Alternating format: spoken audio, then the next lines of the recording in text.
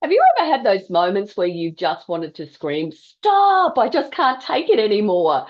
Where you're actually trying to handle so many things and please so many different people whilst taking care of yourself that you just don't know what end is up. I've had this, and it is a very, very recent and raw experience for me.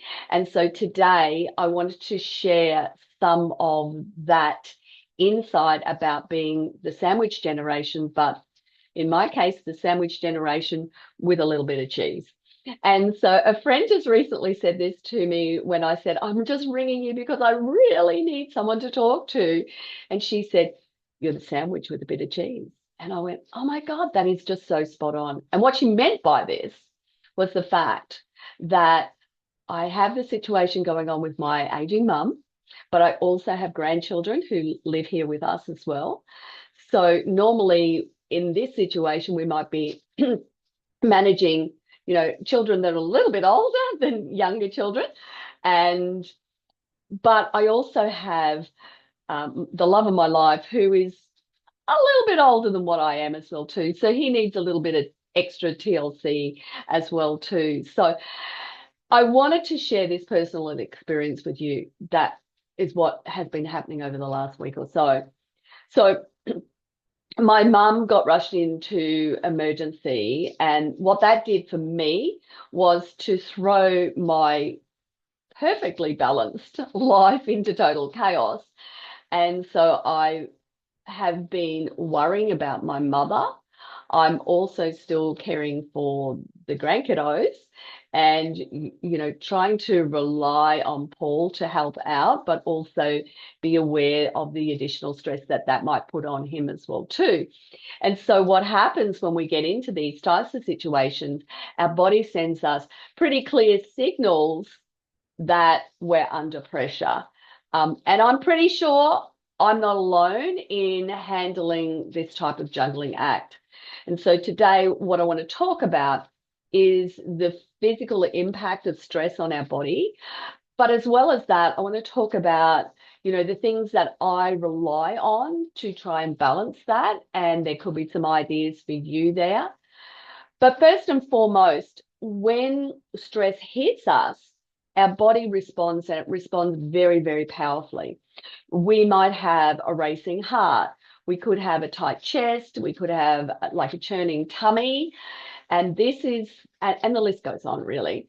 But this is the nervous system flooding us with stress hormones like cortisol and adrenaline. And so what is really, really interesting here is that it will manifest in different ways in each and every one of us because we're all uniquely different. So for me, my digestive system, it just goes into total chaos and it rebels. And so despite the fact that I'm focusing on sticking with, my macronutrients, it's not exactly as it should be. I'm eating less. But what I was finding is in the middle of the afternoon, my stomach was just full on, like rock hard, bloating like crazy. And this can be especially interesting for us postmenopausal women because, when our digestive system responds like this, we're thinking, like, I'm eating healthy. What the heck's going on here? I might as well throw, caution to the wind and just go crazy on it. But it is the time that we want to really, really like buckle down and try and do the best that we can and rely on our life happens plan, which is for me personally, it's protein. So I try and cook up like bulk amounts of protein so that I've got that available to me. And then I rely on fruit and nuts, so things that I can take on the run and still take care of myself. So our digestive systems actually have a nervous system of their own, which explains when these emotions hit us, they hit us hard and they hit us hard strong in this tummy area. And so when those stress hormones are doing this, our digestion slows, our inflammation increases, And suddenly, like those comfy pants that I was wearing in the beginning of the week, they're going, oh, gee, these things feel a little uncomfortable now. And it's because of the stress that we're feeling or I'm feeling, and you probably felt it too, right? And so have you ever noticed how, your body signals when it's under stress? So, some of us might experience a headache. Some of us might experience, disturbed sleep. Others might have skin flare-ups, or we might have muscle tension. But what's really, really important is that we understand that unique stress response that we have, because that is the first step to managing it. So one of the things that you'll often hear in regards to managing stress is, take deep breaths, or let's, do some meditation. For me personally, those things, when I'm hyped up at that rate that I'm at right now, that's not going to cut it for me. I have to do something that is more physical, which I'm going to talk about in just a moment. Before I get to that, I want to talk about this sandwich generation. And it's where we're caught between the aging parent who we love dearly and raising our children or our grandchildren. And so for me, like 1 minute I'm at the hospital or I'm talking to, my mum's doctor, her specialist. And then at the next minute, I'm trying to sort out, when she's coming home, whether she's going to need help, what that's going to look like, how soon can I get that? And then the next moment, I'm packing school lunches and I'm helping with homework, because the grandkiddos, hey, they've still got to keep their routine. And this, we all need to know that we are heard, that we're loved, and we feel safe, and all of those things. And so what we're trying to do in this situation is we're trying to give that or help with that for, in two different directions, or even three, or possibly even more directions than that. And so we're trying to navigate this whole daily routine, and like your mind is just running at 1,000 miles an hour, and you just want it to stop, right? But it doesn't, because you do need to keep going, but you also need to think about, well, what are the things that can give here? What are the things that I can cut back on? What are the things that really I'm just being a little bit maybe OCD about? So, just let go of those things, which is, my mum has this special way of cleaning her shower. When I was showering her last night, and I said, Mum, guess what? I'm not doing it. I just, it doesn't need doing. I'm going to get a house cleaner in, and they're going to come in and they'll do it. So we don't need to worry about those things. So there is this additional pressure that we feel when we're in our 50s and 60s and beyond. And it's this juggling act of time and resources, but also the emotional weight of being needed in so many different directions. And of course, I think then there's, the guilt too. So, when I'm focusing on mum, I'm taking my focus away from the grandkiddos, or, the rest of the family, or Paul. And so it's like, oh my goodness, I haven't spoken to this person or that person, or even my friends for that matter. And so you can, start to beat yourself up entirely about, I'm not giving enough to everybody. But you then need to think about, what's the priority here? Who needs me most? And the answer to that is, I need me most, first and foremost, and then who's next in line? Because if I don't actually take care of myself, I'm just going to end up like just crazy, and I won't be able to cope with it at all. And I've been in a situation before where I didn't cope at all, and I needed to end up getting help. I needed to actually take a break, and I needed to check myself out, and have somebody else care for me. So, um, and from that experience, many, many, many years ago, probably 40 odd years ago now, I know that we might feel like it's selfish to take care of ourselves, but it's really, really important to place that care on ourselves first and foremost before anyone else. And so where I want to move to next with this is I'm going to call it finding your calm, right? So when you're in one of these chaotic, stressful periods, you want to discover the things that settle your nervous system. So as I said, you might experience this different ways physically. And so what helps calm you is going to be different as well too. And so here's what works for me. Maybe one of these things might work for you too. So the first thing is sunshine therapy. So just getting outside in natural light, and even if there is no sunshine, still getting outside is important to me. I feel like I'm breathing better when I'm outside. If there is sun, I can feel that warmth on my skin. And that immediately being outside tells my system to that it's okay to relax. And the great thing about being outside, particularly in the sunshine, is that our vitamin D absorption changes as we're aging as well too. So sunshine is really, really important to us. So it's a tick, a win-win in both areas, right? The next thing that works for me is being more mindful about my eating. And so even though my appetite and my tummy is responding in all sorts of ways, it's all over the shop, right?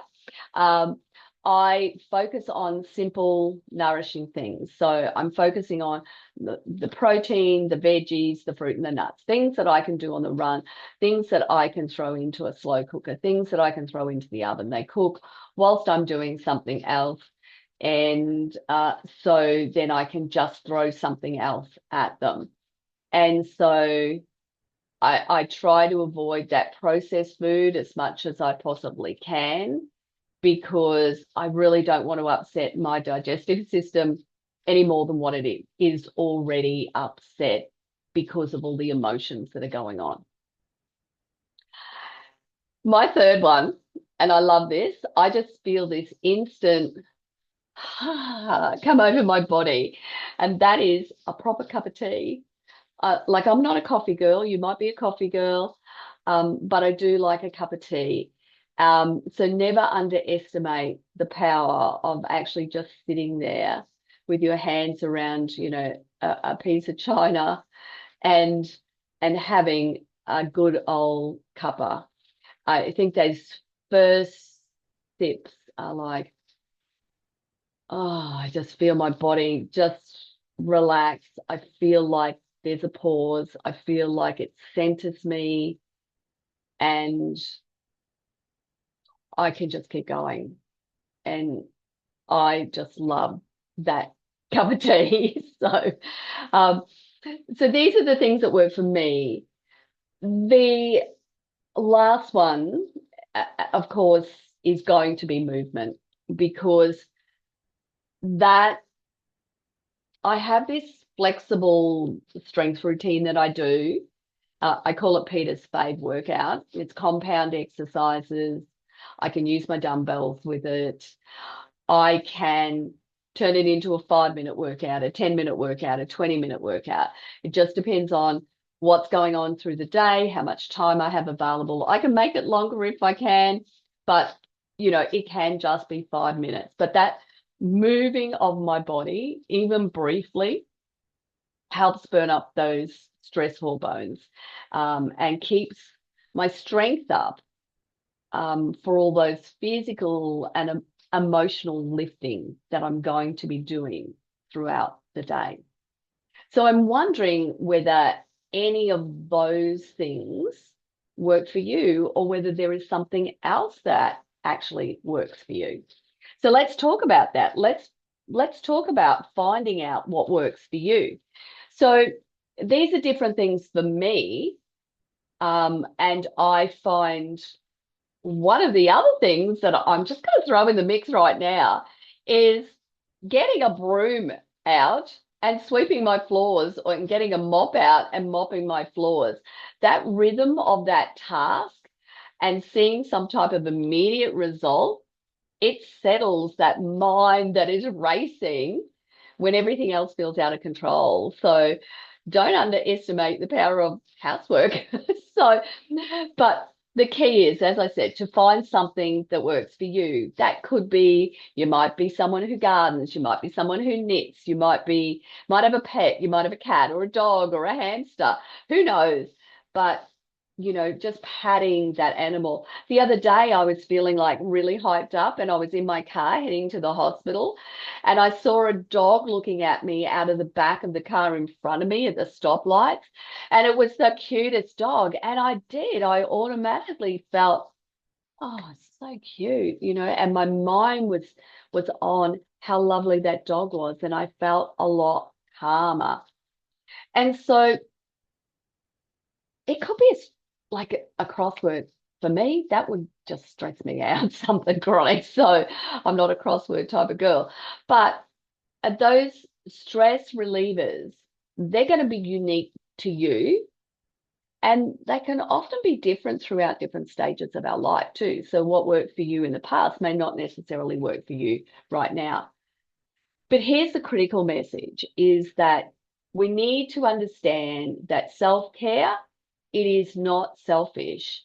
It is a necessary piece of survival equipment, especially at this stage of life, because, we aren't 30 or 40 anymore. We're 50, 60 or 70, which means that we need to take care of ourselves particularly well. And so some days that means that we might have to set boundaries around what's going on, or for other people, or we could actually need to ask for help as well too. And other days it could just be accepting good enough is okay. It's perfectly fine. So hopefully this is giving you something to think about that might help you manage your life when, it gets into a little bit of chaos as well too. Now, I like to finish these sessions up with a move moment. And this is something that you can do anywhere, anytime. And you could be sitting in a hospital ward right now next to your loved one, or you could be waiting in your car in a school pickup, line. So you want to just sit there comfortably with your feet flat on the floor. You want to roll your shoulders up towards your ears, and then you want to roll them back down. Feel them going through your shoulder blades. You want to create that beautiful circular motion. And you want to do this real slow 3 times. And we want to go up the other way as well too. And then just turn your head and look over your shoulder the right way, and then turn the other way and look the left way, and then just hold for breath, come back to center, and just see how that's feeling. And finally, just place your hands on your thighs, maybe palms up, and just take in 3 deep breaths. And you want to feel your belly expand and then relax. And how I actually like to personally do these move moments is to actually take that breath in at that same time and hold it all and bring those shoulders up and squeeze it all and then just relax it down. And doing that 3 times, just like bringing that stress level up in my body and then just completely letting it go. That's the move moment that really works for me. So find some version of this that is going to work for you. So today what we've talked about is how our body responds to stress, and it's real, it's physical, and it's emotional, and we need to honor what it is telling us.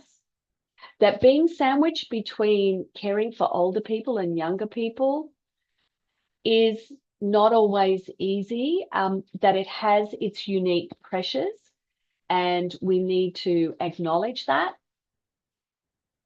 We also need to be aware that these simple, consistent self-care practices are at the foundation of showing up for others. Okay, so it's step one to being able to be there for another person.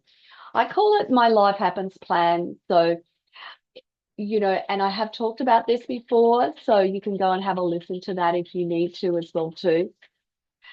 You want to find those personal stress relievers, whether it's sweeping your floors, sitting in the sunshine, whatever is essential to you and your well-being. So remember that weekly challenge or that move moment that I've suggested. If you are feeling a little chaotic and a little stressed right now, go ahead and do it. Make sure that you get it done. And remember, this is not an indulgence. It's medicine for your mind and your body. And I know that this is not an easy time. And so I'm sending you all my love and care. And hopefully that there's something here today that you can take away and implement that will make your life just a little bit better and that you will feel a little bit better. Take care and I'll see you soon. Bye for now.